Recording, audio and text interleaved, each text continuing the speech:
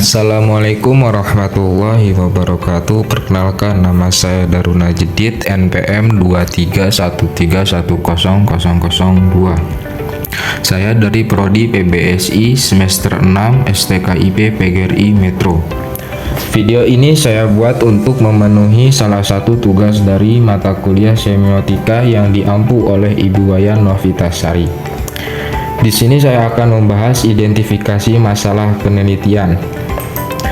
Di sini ada pengertian identifikasi masalah, yaitu merupakan proses sistematis untuk menemukan dan memahami masalah utama yang akan diteliti atau diselesaikan dalam suatu kajian.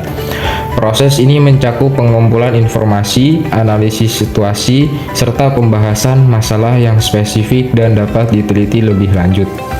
Menurut Sugiono, pada tahun 2018, identifikasi pada masalah adalah langkah awal dalam penelitian yang bertujuan menemukan masalah berdasarkan pengamatan dan data yang diperoleh.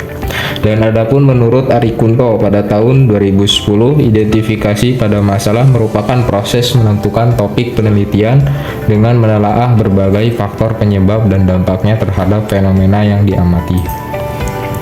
Di sini adapun metode identifikasi pada masalah. Berikut adalah langkah-langkah umum dalam melakukan identifikasi pada masalah. Yang pertama, ada mengamati fenomena.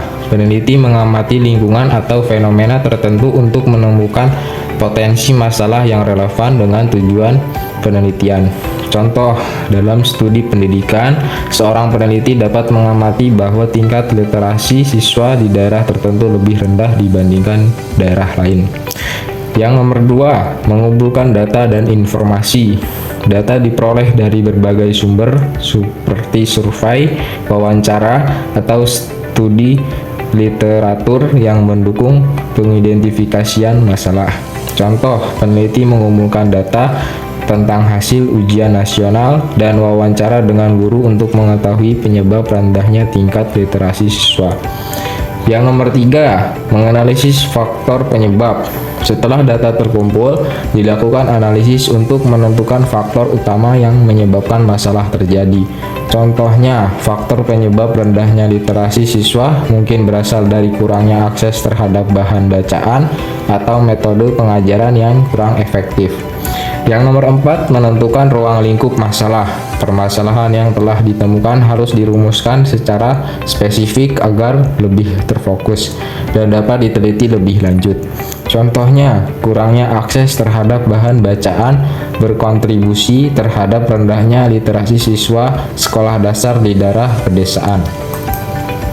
Di sini ada contoh identifikasi masalah dalam berbagai bidang. Yang nomor 1, penelitian pendidikan, yaitu banyaknya siswa yang mengalami kesulitan memahami soal matematika berbasis cerita. Di sini pun ada penyebab. Penyebabnya yaitu kurangnya pembelajaran berbasis praktek dan minimnya materi ajar interaktif. Solusinya yaitu membaca metode pengajaran berbasis visual dan interaktif. Yang kedua, ada penelitian kesehatan, rendahnya tingkat kepuasan pasien dalam mengonsumsi obat hipertensi. Penyebabnya yaitu kurangnya edukasi mengenai pentingnya kehadiran dalam minum obat. Solusinya yaitu menyampaikan program edukasi pasien yang lebih efektif. Yang ketiga yaitu penelitian pemasaran, yaitu penurunan loyalitas pelanggan terhadap suatu merek. Penyebabnya yaitu kurangnya strategi pemasaran yang mempertahankan pelanggan lama, yaitu solusi implementasi program loyalitas berbasis poin dan personalisasi layanan. Mengapa identifikasi pada masalah itu penting? Yaitu menentukan fokus penelitian, membantu peneliti mengarahkan penelitian pada aspek yang paling relevan. Yang kedua, efisiensi sumber daya, yaitu menghemat waktu dan biaya dengan menghindari penelitian pada aspek yang tidak relevan. Yang ketiga, yaitu menemukan solusi yang efektif dengan memahami akar masalah. Solusi yang lebih tepat dapat dikembangkan. Nah, kesimpulannya yaitu identifikasi pada masalah adalah langkah penting dalam proses penelitian dan pemecahan masalah. Dengan menggunakan metode yang sistematis, peneliti dapat menemukan, menganalisis, dan merumuskan masalah dengan lebih baik. Memahami pengertian serta melihat contohnya dalam berbagai bidang akan membantu dalam merancang penelitian yang lebih efektif dan efisien.